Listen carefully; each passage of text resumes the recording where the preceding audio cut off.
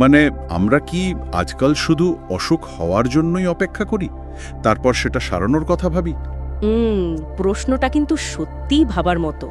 আমরা যদি আমাদের বর্তমান স্বাস্থ্য ব্যবস্থার প্যাটার্নটা একটু ক্রিটিক্যালি দেখি, তাহলে দেখবেন আমরা শুধু রোগের লক্ষণগুলো নিয়ে পড়ে থাকি। আচ্ছা, মানে রুট কজ বা আসল কারণটা আমরা ইগনোর করে যাচ্ছি, তাই তো? একদম ঠিক।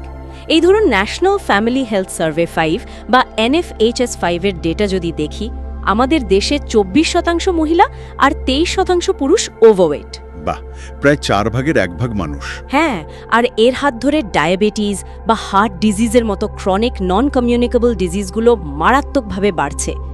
এই প্যাটার্ন ভাঙার কিন্তু একটাই উপায়, আর সেটা হলো প্রিভেনশন। আচ্ছা, তার মানে ব্যাপারটা হলো, ধরুন ছাদ থেকে জল পড়লে সারা ঘর শুধু বালতি বসিয়ে মেঝে মোছা নয়, বরং আসল ছাদের ফুটোটা সারানো। ঠিক বললাম? দারুণ একটা উপমা দিলেন। ঠিক ওই ছাদের ফুটো সারানোর মতোই হলো হোল পারসন হেলথ বা হোলিস্টিক অ্যাপ্রোচ।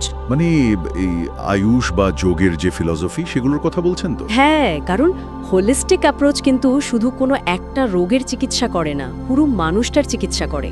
ক্লিনিক্যালি বলতে গেলে এই ইন্টেন্সিভ লাইফস্টাইল চেঞ্জ আসলে এমন একটা ওষুধের মতো যার কোনো সাইড এফেক্ট নেই। আর দামও নেই বোধহয়, তাই না? একদমই তাই। আর আমরা লাইফস্টাইল চেঞ্জ বলতে শুধু ডায়েট বা এক্সারসাইজ বুঝি, কিন্তু এর মধ্যে আপনার 7 থেকে 9 ঘন্টার ঘুম, ইমোশনাল হেলথ আর স্ট্রেস ম্যানেজমেন্টও খুব ইম্পর্ট্যান্ট। কিন্তু একটু থামুন, সাধারণ মানুষ যারা নিজেদের রোজকার জীবনে ভীষণ ব্যস্ত, ধরুন সারাদিন অফিস, লোকাল ট্রেনের ভিড়, তারা এটা শুরু করবে কিভাবে?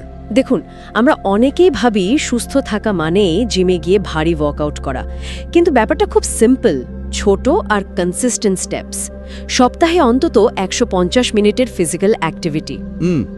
মানে ওই 20-22 মিনিট একটু হাঁটা? হ্যাঁ, শুধু ব্রিস্ক ওয়াকিং হলেও চলবে। আর এর সঙ্গে দরকার আয়ুর্বেদ বা যোগের দিনচর্যা, এর ছোট ছোট অভ্যাস।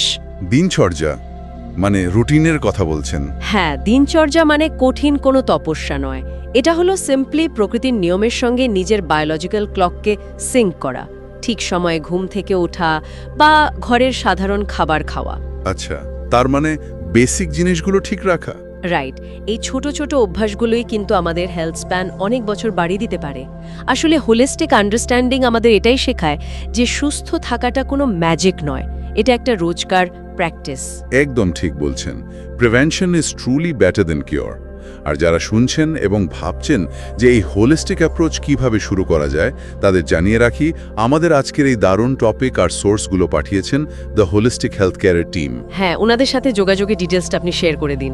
নিশ্চয়ই।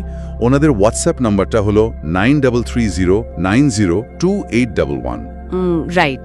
আমি ডিজিটগুলো আবার রিপিট করছি, 9330902811। হ্যাঁ। আর ইমেল আইডি হলো theholistichealthcare82@gmail.com। দেখুন, শেষে শুধু এটাই বলবো যে সুস্থতা কিন্তু কোনো ডেস্টিনেশন নয়, এটা আপনার লাইফস্টাইল, আর চয়েসটা সবসময় আপনার হাতে।